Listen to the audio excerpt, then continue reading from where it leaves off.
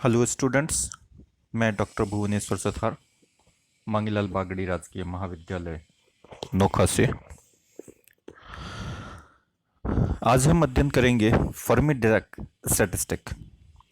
यह सांख्यिकी उन विभेद्य कणों के लिए लागू होती हैं जिनके चक्रण क्वांटम संख्या अर्धपूर्णांक होते हैं। ऐसे कणों को हम फर्मियोन कहते हैं और यह पाउली के अपवर्जन नियम की पालन करते हैं। फर्मियोन के लिए तरंग फलन जो होता है वह प्रतिसममित होता है। पाउली अपवर्जन नियम। पाउली अपवर्जन नियम क्या है कि इलेक्ट्रॉन जो होते हैं, इलेक्ट्रॉन के लिए स्पिन नंबर हाफ होता है और ओरिएंटेशन देखें तो स्पिन प्लस हाफ और माइनस हाफ। कला अंतराल नियम के अनुसार प्रत्येक कला कोष्ठिका में दो से अधिक बिंदु नहीं हो सकते। यदि कला बिंदु फर्मियोन को निरूपित करते हैं तो इस सिद्धांत के अनुसार परमाणुओं में इलेक्ट्रॉन की संख्या को व्यवस्थित किया जाता है और एक कला कोष्ठिका में दो कला बिंदु हो सकते हैं जिनके लिए एक का स्पिन प्लस हाफ और दूसरे का माइनस हाफ हो।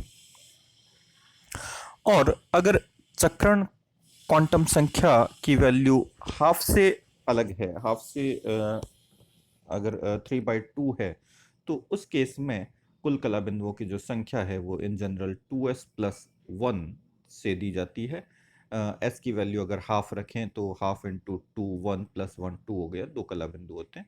और 3/2 के केस में इसकी वैल्यू 4 और 5/2 के केस में इसकी वैल्यू 6 होती है। टोटल 4 और 6 पार्टिकल्स एक कला कोष्ठिका में, एक सेल में हो सकते हैं।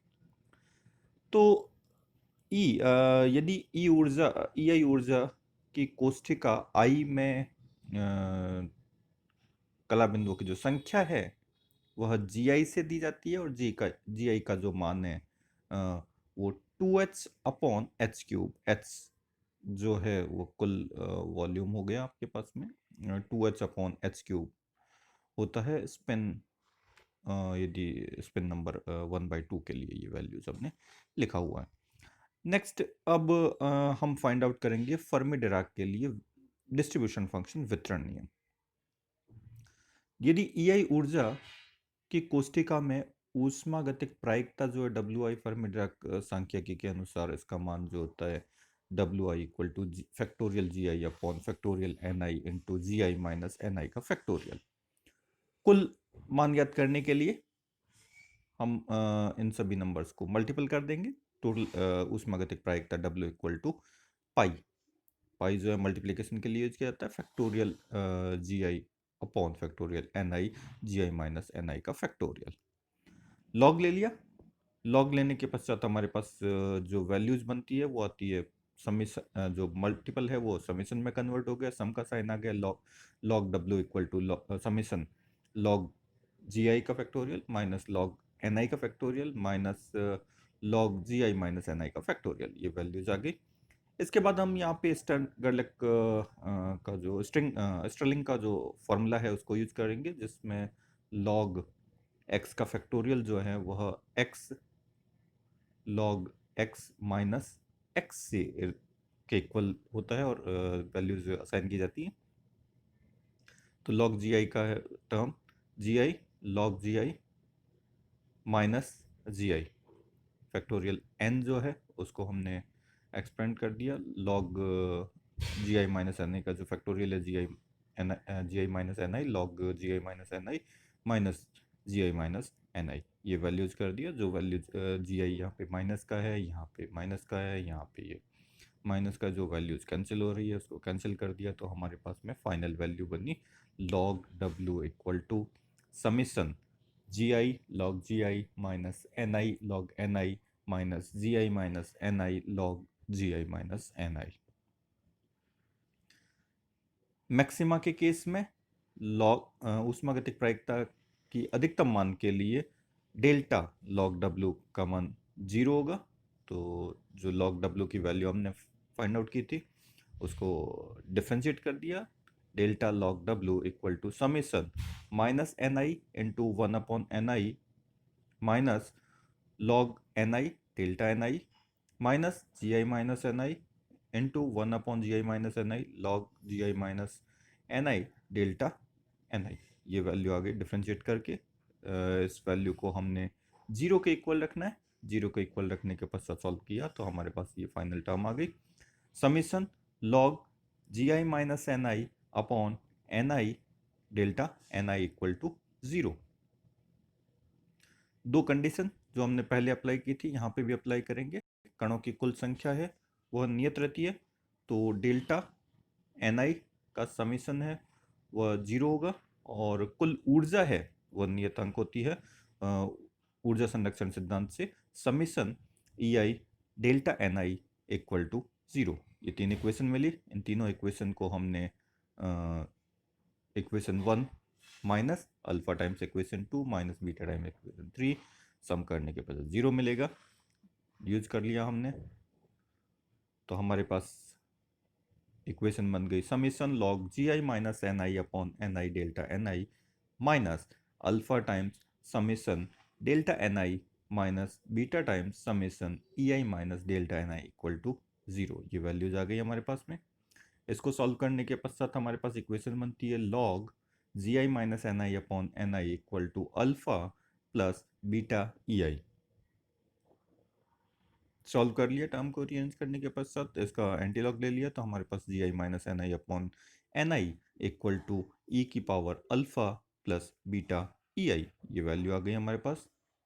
इसको सॉल्व करके हमने n की वैल्यू फाइंड आउट कर ली। n इक्वल टू वैल्यू आ गई हमारे पास में gi अपॉन ई की power alpha plus beta ei plus 1। ये फर्मी डिराक डिस्ट्रीब्यूशन फंक्शन है। कोई भी पार्टिकल यदि gi ni पार्टिकल को हमने gi सेल्स में अगर डिस्ट्रीब्यूट किया है तो हमारे पास में डिस्ट्रीब्यूशन फंक्शन वितरण फलन का नियम वितरण फलन का मान जो फर्मी डिराक स्टैटिस्टिक्स से हमने फाइंड आउट किया उसकी वैल्यू ये आ गई है। अब एक वैल्यू हमने यहाँ पे कंसिडर की EF इक्वल टू माइनस का alpha upon beta equal to minus alpha KT। ये वैल्यूज अगर हम रखते हैं इस इक्वेशन में तो हमारे पास इक्वेशन का फॉर्म बनेगा ni upon ni equal to gi upon e की power minus beta EF into beta EF plus 1, या gi अपॉन बीटा कॉमन ले लिया ei माइनस EF प्लस 1। ये वैल्यूज रखने के पश्चात हमारे पास n equal to ji I upon exponential E I minus E F upon K T plus 1। ये वैल्यू आ गई हमारे पास में। ई एफ जो वैल्यूज हमने माना था वो कहलाता है फर्मी एनर्जी, फर्मी ऊर्जा। फर्मी ऊर्जा को कैसे डिफाइन करते हैं उसको फर्स्ट केस में डिफाइन किया। फर्स्ट केस में हमने माना टी इक्वल टू 0, टी का मान 0 ले लिया तो 1 अपॉन के टी या बीटा का जो मान है वो हो जाएगा इनफाइनाइट। तो हमारे पास एन आई की जो वैल्यू आएगी वो आएगी n I equal to ji I upon e की पावर ई आई माइनस ई f into infinite plus 1। Exponential term की वैल्यू जो इनफाइनाइट है उसकी वैल्यू होती है इनफाइनाइट प्लस का इनफाइनाइट प्लस 1। तो ये वैल्यूज जो है वो दो वैल्यूज पर डिपेंड करेगी, ई एफ और ई आई की वैल्यू क्या है। तो हमने फर्स्ट केस लिया ई आई इज लेस देन और इक्वल टू ई एफ, जब ये वैल्यूज क्या है फर्मी ऊर्जा एनर्जी से कम ऊर्जा के जो ऊर्जा स्तर है उनके लिए ई आई माइनस ई एफ की वैल्यू क्या होगी माइनस इनफाइनाइट।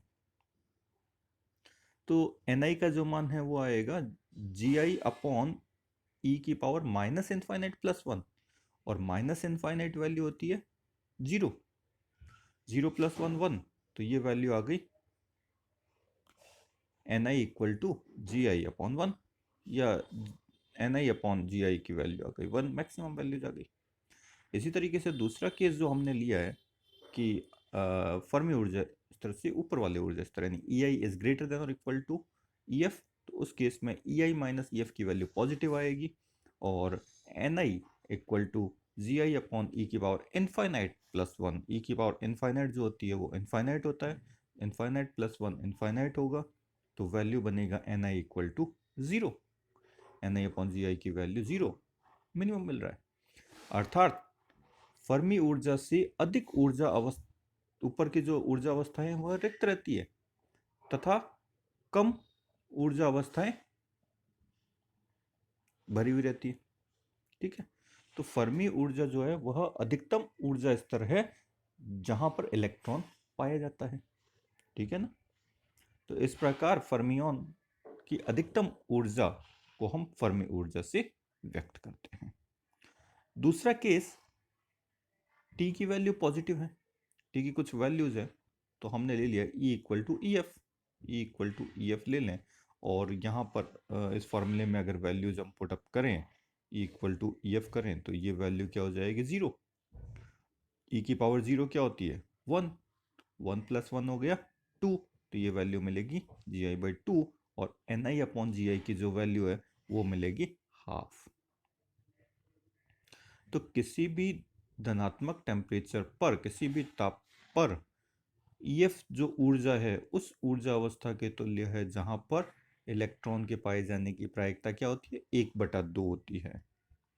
अर्थात प्रायिकता क्या रह जाती है, मैक्सिमम की आधी रह जाती है।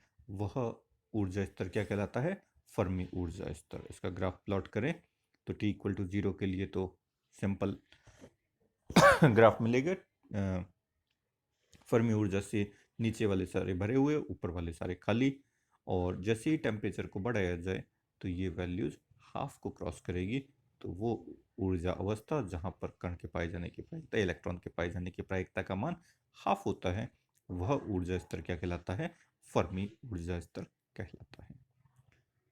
धन्यवाद, थैंक यू।